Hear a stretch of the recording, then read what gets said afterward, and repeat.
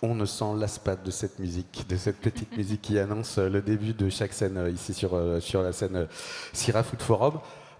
Vous avez vu dans les vidéos qui passent à chaque fois, on vient de voir, on a vu Monsieur Ducasse et une petite ribambelle de chefs. C'est le Collège culinaire. Le Collège culinaire de France, qu'est-ce que c'est? C'est une association qui défend les artisans, les producteurs, les restaurateurs, qui se bat contre la standardisation, qui se bat contre l'industrialisation. Aujourd'hui, si mon compte est bon, c'est à peu près 3000 producteurs, restaurateurs, artisans qui participent et qui sont membres de cette association.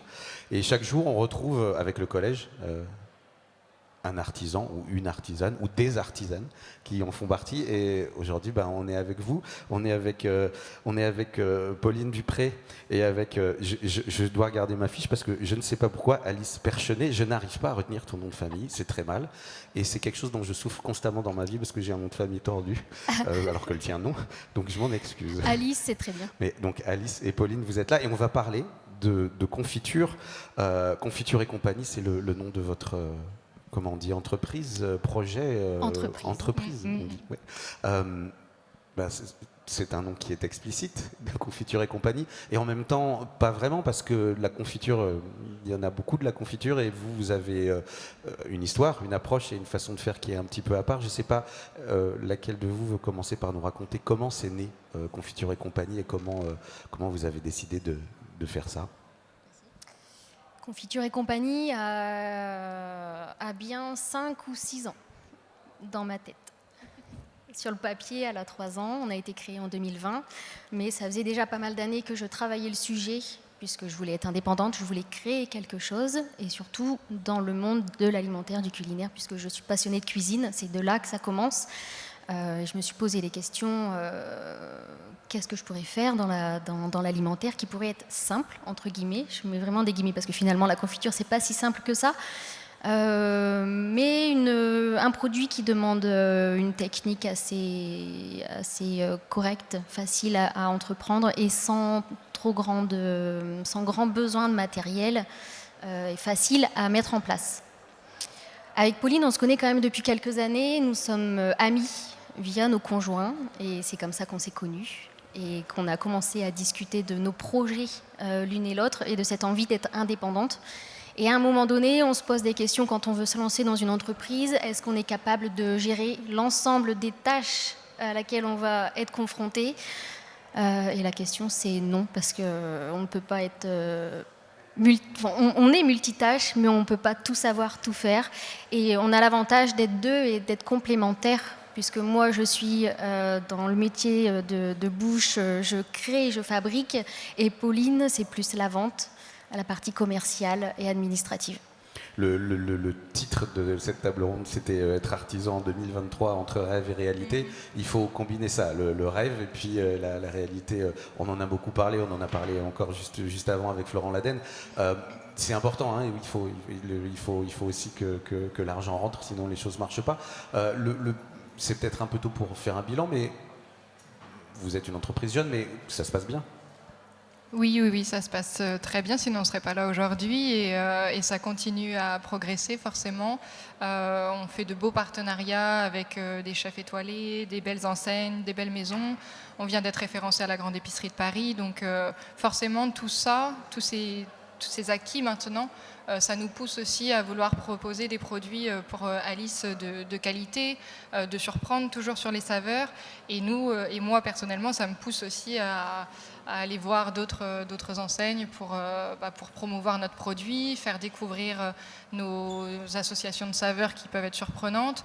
L'avantage, c'est que toutes nos confitures peuvent être consommées sur toute la journée. Il y en a pour le petit déjeuner, pour l'après-midi, le goûter, et puis sur les planches apéritifs avec le fromage. Donc c'est un produit qui est agréable en fait à présenter. Est-ce que ça veut dire qu'il y a une espèce de balancier qui se crée entre les idées créatives que tu vas avoir, ce que toi tu vois qui est la demande, et que tu adaptes aussi les créations à ce qui peut être l'attente d'un chef ou deux chefs? Exactement. Demain, si on vient me voir avec un produit, un artisan qui vient me voir avec un produit nouveau et qui souhaite le transformer dans une confiture, je dis oui tout de suite parce que c'est du challenge.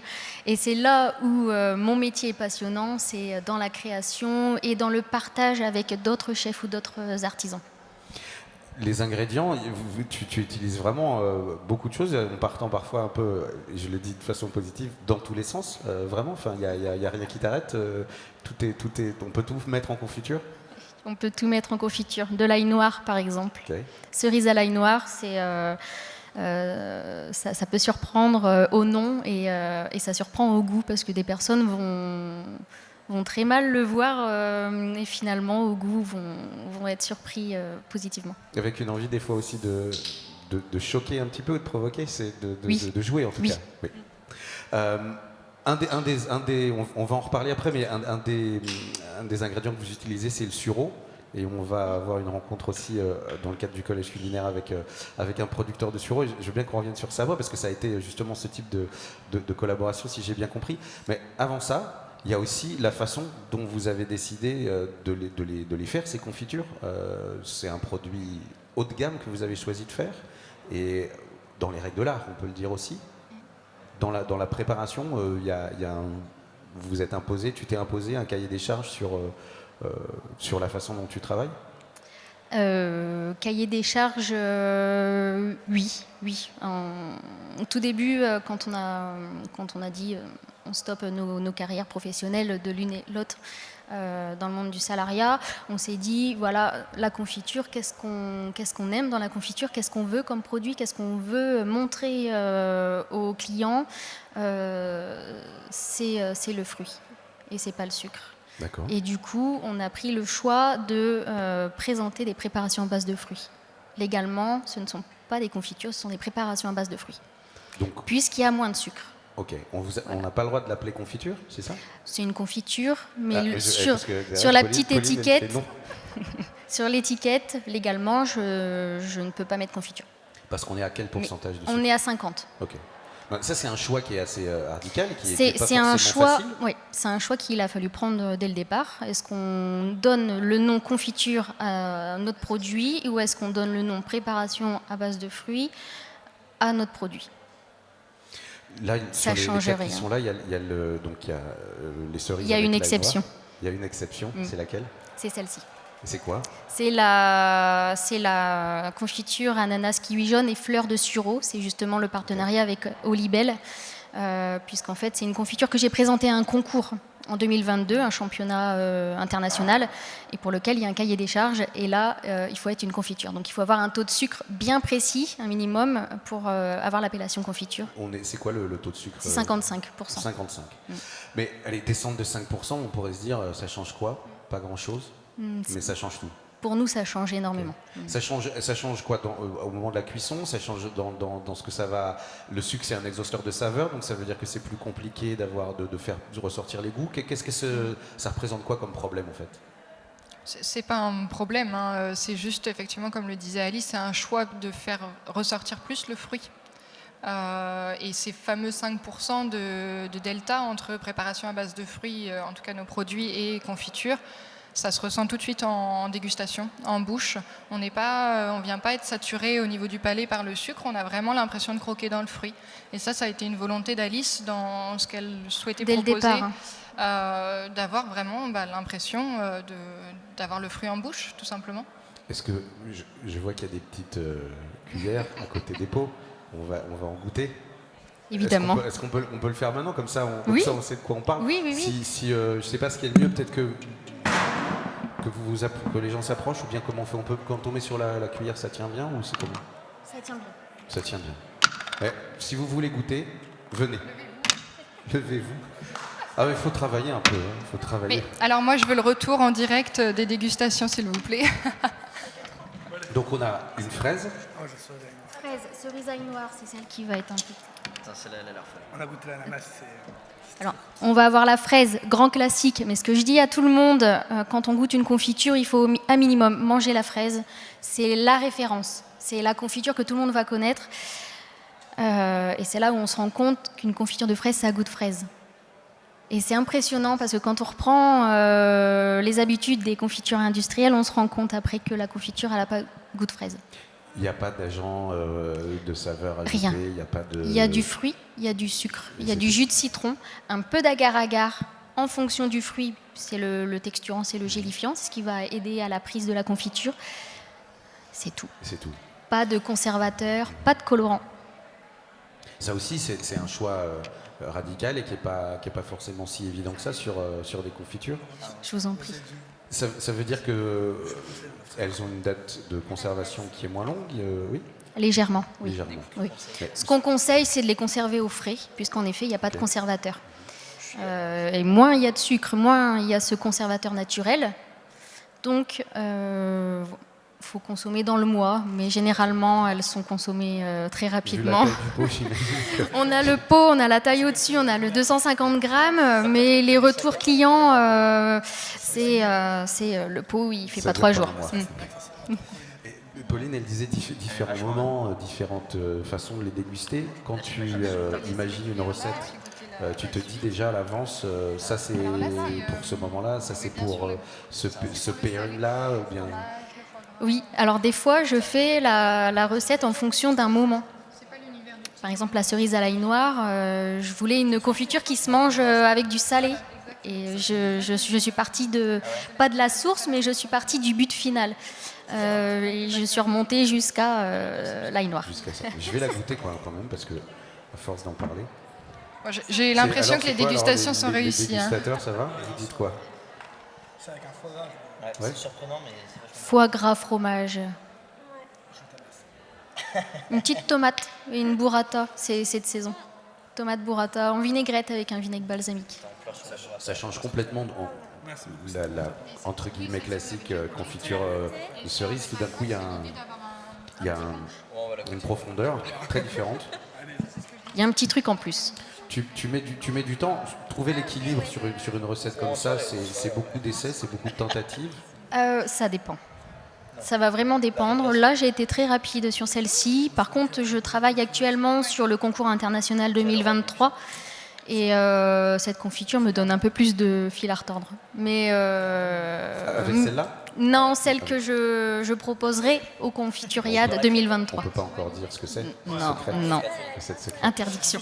Et celle ananas, ananas, kiwi Oui. et sureau, ça c'est celle que tu as présentée au concours l'année dernière. 2022. Et, Et qui a ça, remporté le premier prix Ah, voilà. j'allais sur dire que ça s'est bien passé. 62 artisans. Du coup, je la goûte.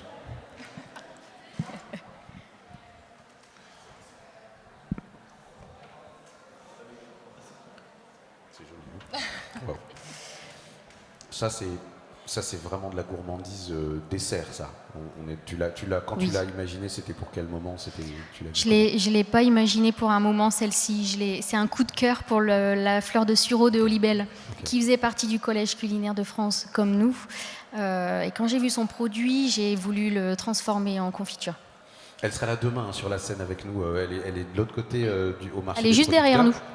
Vous êtes là, elle est juste derrière. Et elle viendra nous parler de ça. Mais là, sur un produit comme le sureau, c'est très aromatique finalement. Ça a un goût assez prononcé. Là, il se mêle vraiment très très bien avec le reste. Ça a été compliqué. En plus, il y a des morceaux. Oui. C'est comme avec la fraise, comme tu dis. Il y a des petits morceaux. Il faut pouvoir ressentir les trois produits, l'ananas, le kiwi et la fleur de sureau. Et c'est là où, en effet, c'est tout le travail de l'artisan, c'est d'avoir les bonnes quantités pour avoir pour avoir une bonne balance, un bon ensemble, sans que l'un prenne trop sur l'autre. Ça se travaille. Alors, ce rêve d'artisan, vous le vivez, vous l'avez réalisé. Est-ce qu'il y a des aspects où vous êtes déçu, où il y a des choses qui se passent pas comme prévu? Est-ce qu'il y a des... Tu veux répondre? Je vois dans vos yeux que tout n'est pas parfait, évidemment. Bien sûr, de toute manière, dans l'entrepreneuriat, on en voit des vertes et des pas mûres, comme on dit. Mais non, ça reste une aventure très enrichissante et on en apprend tous les jours. Bien sûr, avant de se lancer, on s'était rêvé le projet, rêver les confitures, les cueillettes dans les vergers. la réalité nous rattrape forcément un jour ou l'autre. Et comme on en disait, on en parlait au tout début, la rentabilité forcément d'une société, et puis les obligations, au niveau des normes hygiène, sécurité, voilà, au laboratoire, il y a bien sûr des cahiers des charges à respecter. Moi, de mon côté, au niveau du démarchage, de la communication, il faut être présent partout. Donc, c'est là où la réalité vient nous rattraper. Et en fait, à deux, même à deux, ça reste voilà, multicasquette et il faut savoir tout faire et être réactif. Nous, c'est vraiment ce qu'on veut proposer aussi. C'est une relation en toute transparence avec nos partenaires. Et c'est là où il faut être un peu sur tous les fronts. Cueillette, c'est pas, oui évidemment, mais vous allez pas, mais vous avez vos producteurs, vos fournisseurs de fruits, vous avez des relations particulières, ça se passe comment ça? On a plusieurs partenariats. On travaille au maximum avec les vergers locaux. On peut retrouver autour de Saint-Quentin. On est quand même dans une région où on n'a pas non plus énormément de fruits. L'ananas, il n'y en a pas tellement. entre autres, il n'y en a pas ici. On n'en trouvera peut-être jamais d'ailleurs. Donc on travaille avec des grossistes qui ont des produits excellents et qu'on sélectionne surtout. Est-ce que cette quête du producteur et du sourcing, c'est souvent ce qui prend le plus de temps finalement, non? Oui, et c'est hyper important. Ben, là oui, parce que quand on triche pas, on peut pas masquer la mauvaise qualité. Oui, il faut savoir ce qu'on met dans nos assiettes, donc il faut savoir ce que moi je produis pour savoir ce qu'il y a dedans et pas donner n'importe quoi. Le partenariat avec, le fait d'être membre du Collège culinaire de France, ça a été, c'était important. C'est vous qui avez pris cette décision. Vous avez arrivé par surprise. Comment ça s'est passé cette collaboration, ce partenariat? C'est arrivé un petit peu à l'improviste en cherchant un petit peu sur le net, parce que du coup, quand on est entrepreneur, il faut savoir aller chercher les infos des fois. Et quand j'ai vu cette association, ce collectif, je ne me suis pas posé 36 000 questions, parce que c'était l'occasion pour nous de rencontrer du monde, de faire goûter notre produit et aussi de montrer à nos clients qu'on est quand même des artisans de qualité, parce que c'est ce qui est écrit sur la plaque. Ça se valorise, notre travail se valorise, et ça commence par ces organismes qui ont conscience de notre travail. J'imagine que ça facilite aussi ton travail, en tout cas ça nourrit ton travail de démarchage et de relationnel, parce que c'est une carte de visite unique. Oui, tout à fait, c'est ça, c'est une carte de visite. Ça permet, quand on a encore des doutes, d'asseoir en fait effectivement les procédés de production de confitures et puis d'autres artisans, puisque dans le Collège culinaire de France, il n'y a pas que des artisans, il y a aussi des restaurateurs, des chefs, donc c'est le procédé qui est mis en place, qui est valorisé. Donc déjà, ça c'est très important pour nous, et ça va complètement avec notre démarche de transparence sur la fabrication. Nous, on a un atelier sur Saint-Quentin avec la boutique en direct, et il y a une vitre, donc tous nos clients, les visiteurs peuvent voir toutes les étapes de A à Z de la transformation. On n'a rien à cacher. On n'a rien à cacher. En toute transparence. Et effectivement, le Collège culinaire de France nous permet aussi de valider toutes ces techniques que Alice met en place. Ouais. Ça veut aussi dire, ce collège culinaire, que vous êtes en relation avec des chefs. Tu l'évoquais au début. Ça aussi, c'est important d'avoir, pas seulement dans les magasins, mais aussi d'avoir des chefs qui créent, qui utilisent les confitures. Quel est l'intérêt de ça? Parce que c'est pas les volumes qu'ils vous achètent qui sont intéressants, j'imagine. C'est la reconnaissance du produit. C'est comme nous, on a utilisé, je dis nous, donc Alice qui a créé l'ananas kiwi fleur de sureau. Forcément, la productrice de fleurs de sureau était ravie de voir en plus qu'avec son produit, on a pu remporter le premier prix au championnat du monde. Ça valorise finalement tout le travail qu'il y a derrière, et ça permet pour nous aussi de nous proposer des idées nouvelles. Aussi. Et puis de nous rassurer, bien sûr, et de proposer des idées nouvelles de création avec nos produits. Tout à l'heure, il y a une animation aussi d'un chef qui va utiliser notre ananas kiwi dans son atelier. J'ai passé en Faudra cuisine, mais j'ai y entendu. aller. Mais voilà, ça. C'est quel chef? Parce que j'ai. Et Vous savez il passe à quelle heure? Il passe à 16h, donc bah là il commence. Voilà. Là. Donc c'est pas Christophe Hardicest, c'est juste avant, j'ai oublié qui c'était, mais j'entendais en cuisine tout à l'heure qui parlait de ça, et j'entendais en cuisine qui s'extasiait sur... mais par exemple, ça c'est un chef que vous connaissez pas, il a juste... il vient de découvrir... Il l'a découverte sur le salon, oui, tout à fait. Ça fait évidemment, je comprends plaisir, mais quand tu le dis, on a presque l'impression que tu doutes de la qualité de ce que tu fais. Est-ce qu'il y a un syndrome de l'imposteur Je doute toujours de moi, mais je pense que c'est en doutant de moi et en me remettant continuellement en question que je fais évoluer aussi mon travail, je fais évoluer mes produits pour être toujours au top. Aujourd'hui, il y a combien de confitures en tout dans le... Pardon, on peut pas dire confiture alors. Bon. Alors, il y a combien de confitures dans la palette dans votre palette de saveurs? 35 saveurs. 35. 35. Et ça tourne? Comment ça se passe? Oui, il y en a qu'on retire parce que ça se vend moins et tous les ans on recrée des nouvelles saveurs parce qu'on refait des concours, donc on veut resurprendre de nouveau, donc on réutilise des nouveaux produits qui sont peut-être pas encore connus là, mais j'espère connus bientôt. Des produits insolites, donc bon, moi si je crée plus ça va être compliqué pour moi, donc on peut pas avoir une palette de produits énorme, on peut pas proposer 100 produits, donc il y en a d'autres qu'on retire et oui, c'est ça. des nouvelles qu'on remet tous les ans. C'est aussi de faire tourner un petit peu, de garder quelques fondamentaux. J'imagine que la fraise c'est un grand faut en classique, avoir oui, une. il faut en avoir.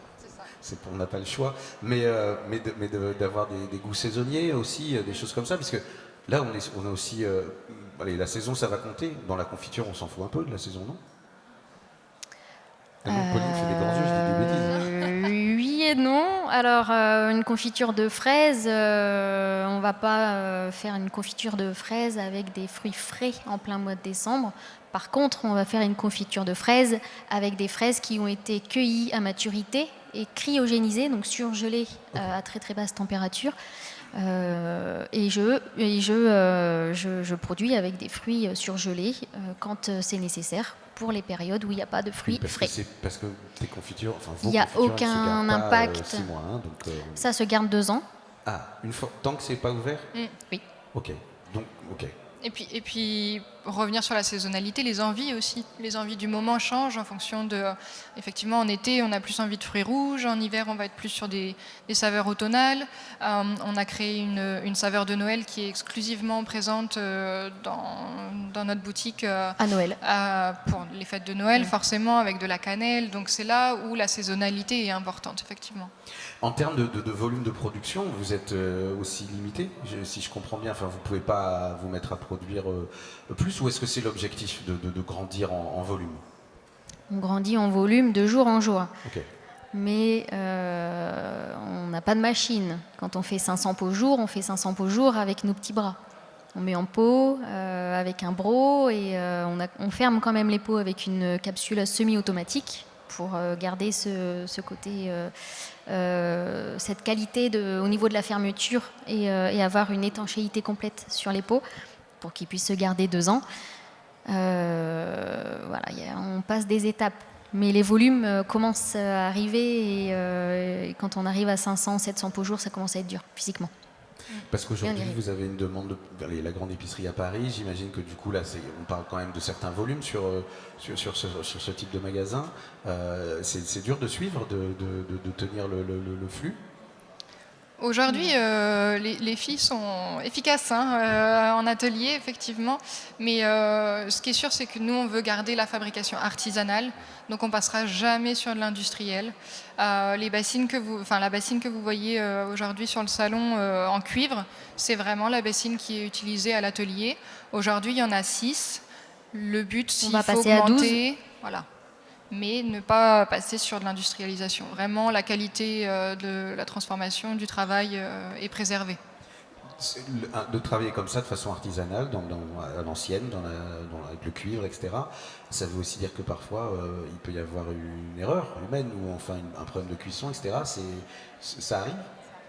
Oui. Et ça veut dire qu'on perd une confiture. On perd la bassine. On n'a pas énormément de pertes, mais je dirais que notre bête noire, c'est la texture de la confiture. Okay. C'est la bête noire de tous les confituriers parce que la texture va être différente en fonction du temps, de la température.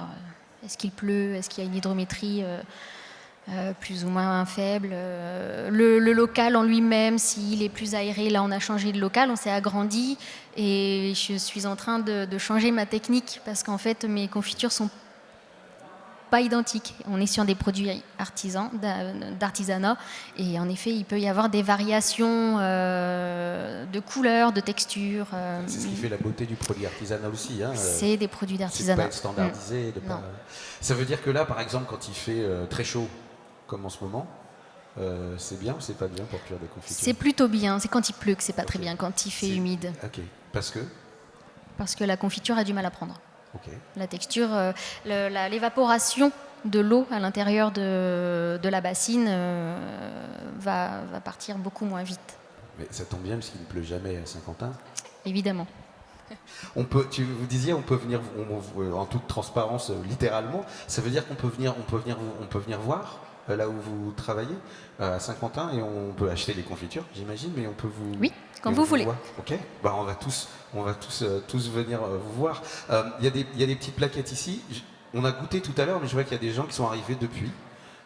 Donc si vous voulez venir ici, il y a des cuillères. Il y a de la confiture de cerise à l'ail noir. Il y a de la confiture d'ananas championne du monde. C'est pas rien quand même d'être champion du monde. C'est notre fierté. De confiture. Oui, on n'est pas champion du monde de beaucoup de choses en France. Et maintenant de confiture. Donc et puis fraises et puis orange rhum. Ah, ça j'avais une question là-dessus. Quand on intègre de l'alcool dans une confiture, tu dis quand il pleut ça va gêner, mais l'alcool, ça va réagir différemment. Ça complique quand même le processus de cuisson ou absolument Non, l'alcool s'évapore, il n'y a aucun souci. Il n'y a plus d'alcool dans la confiture et ça n'influe pas sur la texture ni sur la qualité de l'orange derrière. Donc, la température, à goûter.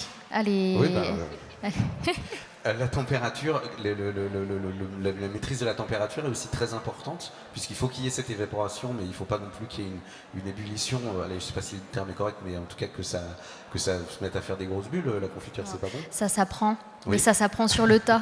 On ne l'apprend pas à l'école, et j'apprends encore au bout de 3 ans, j'apprends encore. C'est pas mathématique, non. C'est au ressenti. C'est au ressenti. Okay.